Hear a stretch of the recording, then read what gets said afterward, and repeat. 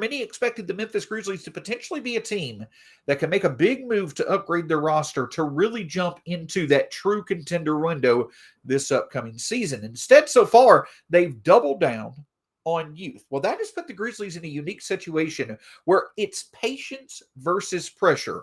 For certain individuals on the roster, patience is the way to go, while for others, the pressure is mounting for them to make the most of the opportunity once the regular season starts. On patience versus pressure and why both apply to the Memphis Grizzlies on this edition of the Locked On Grizzlies podcast. You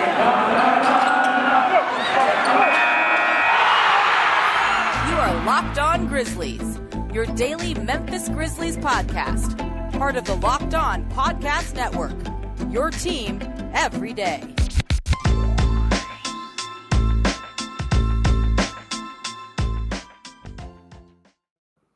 Welcome one and all to the Locked On Grizzlies podcast. My name, as always, is Shawn Coleman. You can find me at StatsSAC, the show at Locked On Grizz, right here on YouTube as well. Just hit that subscribe button below. Lets us know you enjoyed the show. Lets others find the show. Just makes the overall experience of the show the best for anybody who wants to enjoy it. My name is Shawn Coleman. I've been a media member for the Grizzlies over the past few seasons. Been covering them for 4 years over at Grizzly Bear Blues. Your co-host here for Locked On Grizzlies, your Grizzlies every day. Fellow co-host of Michael Cole will be back with me later this week. So we've gotten past all of the main points of the offseason, right? We got past the draft. We got past free agency. We've got past our first glimpse of the Grizzlies' new young talent through the summer league. And so far this, me and DeMichael, let's be honest, we're getting to the slow point of the NBA season. So there's going to be plenty of things to talk about, but this also gives us the opportunity to dive a bit deeper into some things because the Grizzlies have around 3 months left before the 2022-2023 season starts. Now, it seems as if this offseason is going to have a bit more action.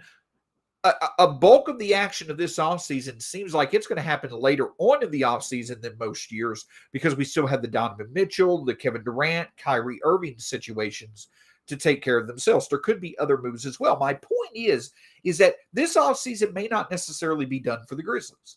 But indications do suggest, as I mentioned on the previous podcast earlier this week, I talked with Jake Fisher, on his podcast, Please Don't Aggregate This from Bleacher Report. I asked him directly, is there potentially a move out there for the Grizzlies to make? Do you feel that the Grizzlies are a team to watch? Maybe not as a player for these main guys that I just mentioned, but to go out and get a significant move. And he said he doesn't expect anything major. So it definitely seems as if indications are that the Grizzlies are going to keep the roster mostly as is heading into this upcoming season. Now, whether you feel that that's the right way to do things or the wrong way to do things, it's consistent with how the Grizzlies have done things so far during Zach Kleiman and Taylor Jenkins' tenure here as head front office mind and the head coach. It's also hard to deny that approach has been anything but successful moving forward. But at some point, because there's been so much success, consistently getting good contributions from doubling down on youth every single year, at some point, you're probably going to get, law of diminishing returns. Last year, we saw the start of it. In 2019, we saw the contributions of John Morant and Brandon Clark. 2020, we saw the contributions of Xavier Tillman as well as Desmond Bane. And then last year, we saw the contributions of Zaire Williams as well as Santi Aldama. The overall production of those players just simply did not have the same opportunity for them to break out or for them to contribute as the previous two draft classes did, because of the success of those previous two draft classes, there were already young players in place that kind of limited the overall contributions of Zaire and Santi Aldama. And now you've got two more rookies who you're hoping come in and potentially to contribute. But what opportunity are they going to have with Jake LaRavia and David Roddy? So with these young players over the past two draft classes, when it comes to patience versus pressure, I don't think that there should be pressure on these players. Even though it may seem as if there needs to be, with Jaren Jackson Jr. out, with DeAnthony Melton, Kyle Anderson gone, plenty of significant roles to be had in the Grizzlies rotation. And especially with the expectation that this Grizzlies team is building off having the second best record in the NBA last year, it seems as if there's naturally going to be pressure for these young players to immediately contribute. But I don't think that's what the Grizzlies view this as. I feel that patience still remains more relevant than pressure. And the reason why that is because the Grizzlies have stayed consistent on doubling down on this youth movement and making every opportunity available for these young players. Patience still takes priority because the Grizzlies still have the long term in mind over going all in on being a contender this year. And that's why patience should reign supreme on these young players. Because at the end of the day, you're going to have opportunities for these players. With Melton and Kyle Anderson gone, Jaren out with injury, there's going to be plenty of opportunity for these players to really step into certain roles and see if they can excel. We saw Zaire continue to improve last year when he got bigger opportunities. We saw Santi Aldama show some flashes when he got opportunities. We saw him obviously have success in the G League this past year when he was in a bigger role.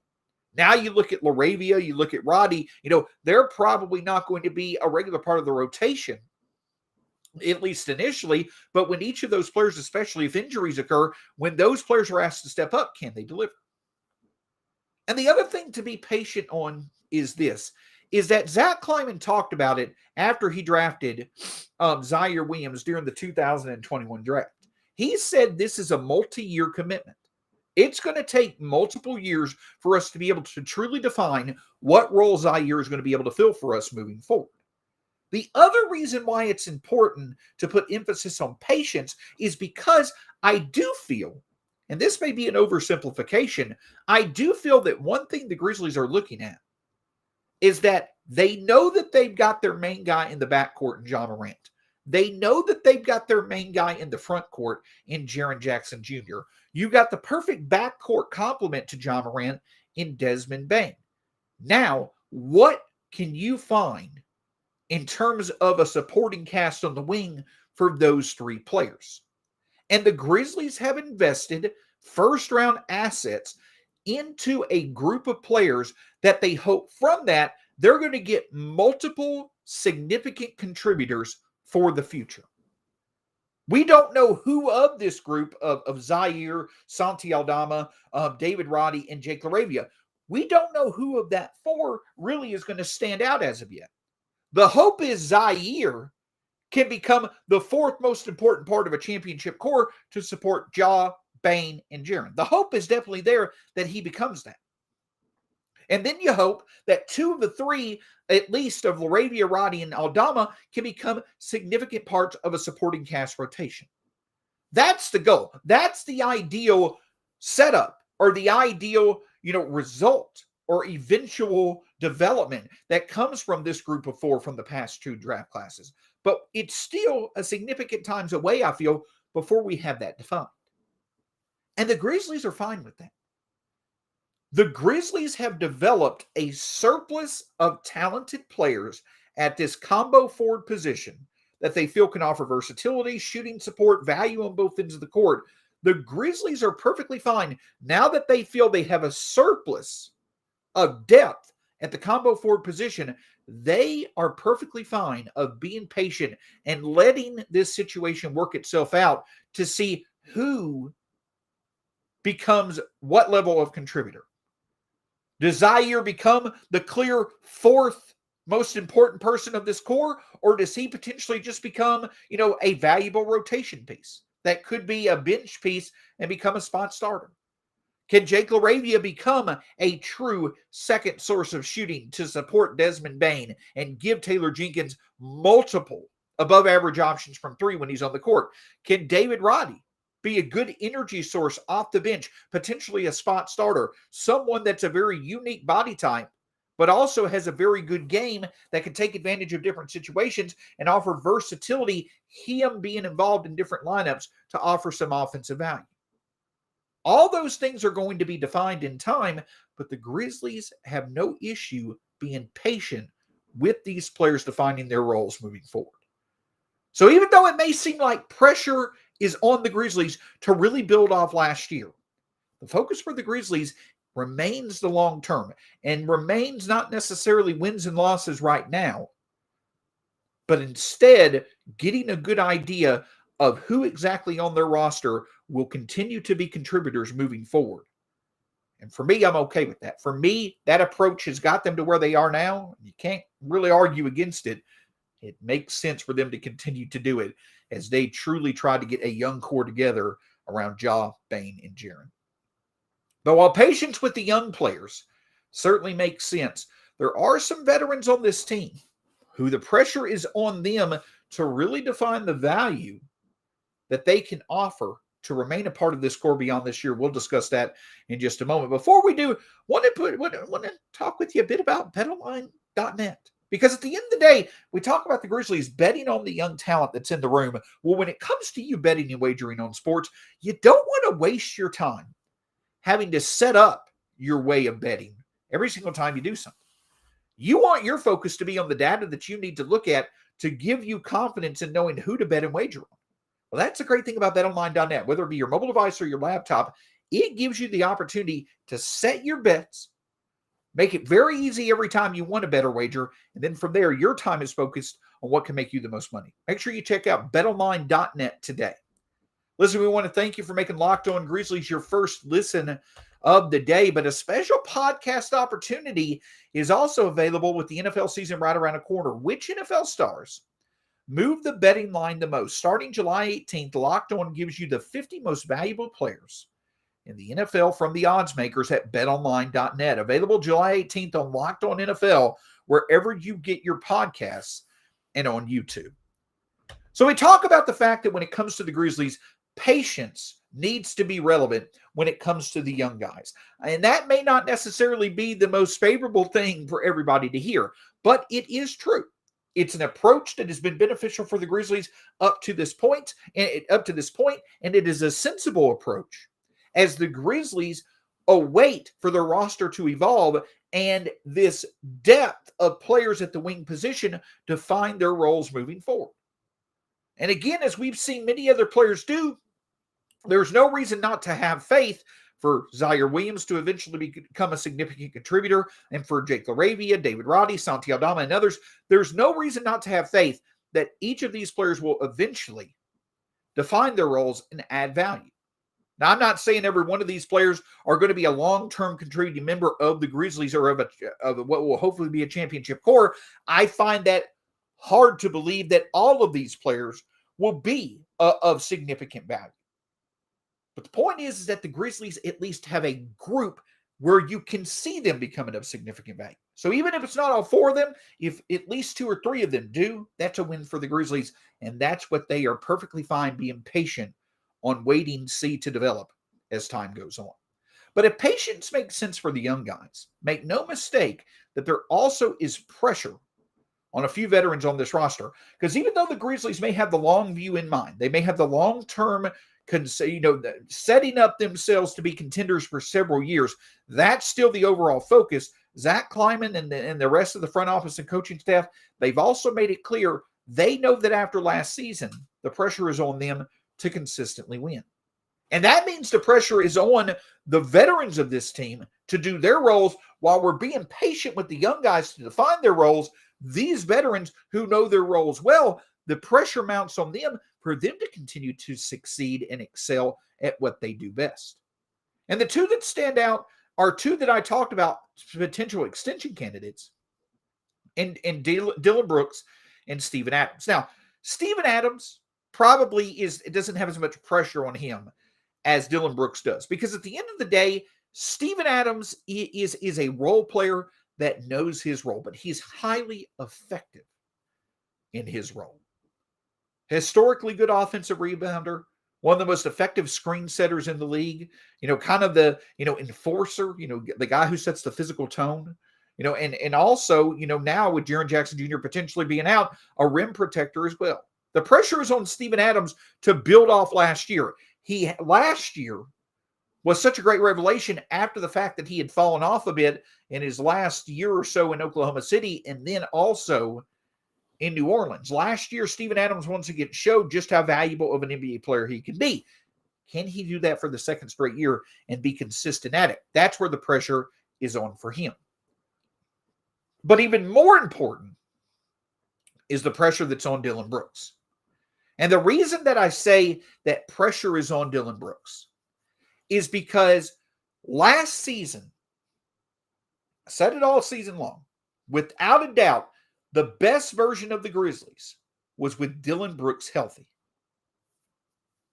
But with that being said, we saw plenty of versions of the Grizzlies without Dillon Brooks that were still very productive. Because at the end of the day, the best version of the Grizzlies is with the Dillon Brooks that's playing defense to the level that he's making life hard on the Steph Currys of the world, and is playing a big part and being the reason why the Grizzlies are one of, if not the toughest matchup for the Warriors currently in the NBA.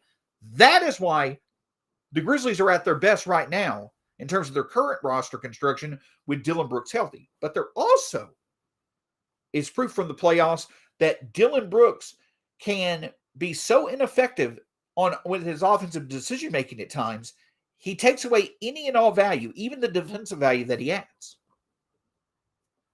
Well, now with Jaren Jackson Jr. being out for an extended period of time, we're back to what we saw during the 2020-2021 season, when Dillon Brooks was playing to a level to where many thought he was a dark horse candidate for all NBA defense. Dillon Brooks has to show once again that he can provide that type of value. If the Grizzlies are going to play effective difference-making defense, now without Jaren Jackson Jr., without the contributions of Kyle Anderson, without the contributions of DeAnthony Melton, it falls even more on Dillon Brooks to set the tone. Without a doubt, he can set that tone. No doubt in my mind at all. He's that effective. His physicality, he showed flashes last year of even being able to guard up. We saw again how effective he was against Karl Anthony Towns in clutch time of Game 5 of the first round of the playoffs. That was a new aspect of Dillon Brooks' defense that he was effective at. So he definitely can be a difference-making defender and a tone setter for a team that can be a good defense even without Jaren Jackson Jr. We've seen the Grizzlies be a good defense without Jaren Jackson Jr. before. And that was because of the level that Dillon Brooks played at. But there also comes the part of what role is Dillon Brooks going to play on defense or on offense? Yes, the Grizzlies certainly can benefit from his overall ability to create his own shot, from his overall ball handling, from his mid-range game, what have you. But the Grizzlies are going to benefit even more if Dillon Brooks can consistently commit to making the right decisions to help the Grizzlies finding the best shot on as many possessions as possible. And for me, that's lowering the volume a bit on the shots and becoming more of a facilitator and three-point threat, because he has both those capabilities about him. He's shown flashes of being able to do both those things. It's now committing to understanding the value of doing those things consistently. And make no mistake, beyond the opportunity that awaits Dillon Brooks to be an effective producer both on offense and defense with Jaren Jackson Jr. out, there also is the pressure to where this is the last year of his contract. I don't think he's going anywhere, because the importance of him to the Grizzlies now is even more important, than it was 2 years ago when Jaren Jackson Jr. wasn't playing, because of the expectations that are there for Memphis after last year. But there is pressure on Dillon Brooks to show just how valuable, just how important he is to this Grizzlies team. Because if he can show that value with Melton and Kyle Anderson gone and with Jaren Jackson Jr. being out, if he can show just how valuable can be and he can be a contributor to the Grizzlies continuing to win, then you have proof, hey, it may be worth investing in this guy for a higher average annual value than he's making right now for multiple years in the future.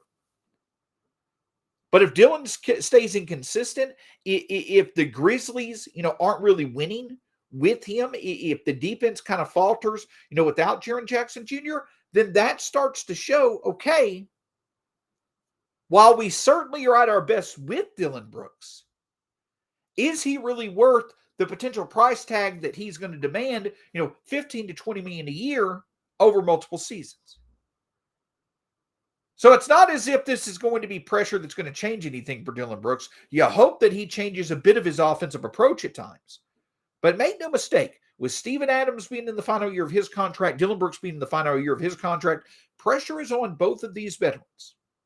Especially with one of the Grizzlies' best player out, pressure is on both of these veterans to continue to be extremely valuable at what they do well. They don't need to do more. They don't need to do things differently just because Jaren is out.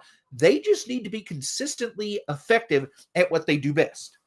And if they can do that, they're meeting the pressure with great focus and potentially could carve out roles for themselves moving forward. So patience for the young guys, pressure for the veterans. But what about a player on the roster where we mix the two together? We'll discuss that in just a moment. Can't thank you enough for making Locked On Grizzlies your first listen of the day. It's always wonderful to see the reaction and to see the support. Over 1,000 subscribers right here on YouTube. Thank you so much for your support. Just hit that subscribe button below. We're going to continue to talk about many of the different perspectives for the Grizzlies as we go into a bit of the slow period, before training camp, before things really get revved up for the preseason and the regular season, looking at different perspectives that are relevant for the Grizzlies to continue to define as they get closer to next season. All that later on this week on the Locked On Grizzlies podcast. So we've talked about being patient with the guys in the last two draft classes: Zaire Williams, Santi Aldama, Jake LaRavia, David Roddy. Bit of pressure and nothing unhealthy. Healthy pressure on Steven Adams and Dillon Brooks to stay effective at what they do well, because now it's going to be more important than ever for both those players to be consistent at what they do well. But the pressure is on them to be able to do that, to define roles for themselves beyond this year on this roster. But make no mistake about it. One player who both patience and pressure applies to is Jaren Jackson Jr. Now, we aren't going to talk about Jaren too much, over the next, few months, because we're 6 months still probably, in my opinion, away from seeing him play. I don't expect Jaren to be back until some point in early 2023. And for that reason, patience needs to be involved. I know that people want to have Jaren back as soon as possible. I know by, perhaps Thanksgiving or Christmas. But the thing is this, is that at the end of the day, the Grizzlies are going to start paying Jaren Jackson Jr. They're going to pay him nearly $30 million this upcoming season. That $30 million is focused on Jaren being able to put together potential defensive player of the year campaigns. You hope that means that he's going to become a more effective shooter. That's part of the investment. But the biggest part of the investment for the Grizzlies in paying what they are towards Jaren Jackson Jr. is having him healthy and fresh for the playoffs when it matters. The Golden State Warriors were the deepest team in the NBA this year in terms of how they utilized their different pieces. That I think is fair to say. Also, there was an extra level. There was an extra gear that this Warriors team could turn on when they need to, that other teams, maybe like the Grizzlies, for instance, just didn't have. But a big reason why Golden State was also able to get the title was because they remained the healthiest. Because they remained the healthiest. The Grizzlies are the best example, in my opinion, of health was not on their side, so it didn't work out for them to truly be able to, put pressure on the Warriors as their series played out. That's why patience applies to Jaren Jackson Jr.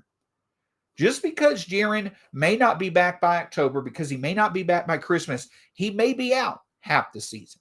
But it's okay to be patient, because the longer that the Grizzlies are able to be good, productive without him, the longer he has to get back to certainly being at 100%, the fresher and more effective he's going to be once the playoffs start. And that's why the Grizzlies are paying him the money that he's making. They're making the investment. They're paying Jaren the money that they're paying him for him to be a defensive difference maker to the point of him being a defensive player of the year candidate. They're making this investment in Jaren for him to be able to be an offensive contributor, for him to be a unique, for him to be able to be a unique talent that his size can produce both beyond the arc and towards the rim. Yes, they're paying him the money that they are for those reasons. But Jaren needs to be consistent with those reasons when it matters most in the playoffs, more than doing it for 75 to 80 games during the regular season. And with the setup that we have now, where the stress fracture on his foot, if the best way for him to be fresh and effective at the things that he does well, at the reasons why the Grizzlies are investing in him, if extra rest to heal from this stress fracture in his foot is what will give Jaren a better chance to be able to do those things in the playoffs more consistently, you do that all day long.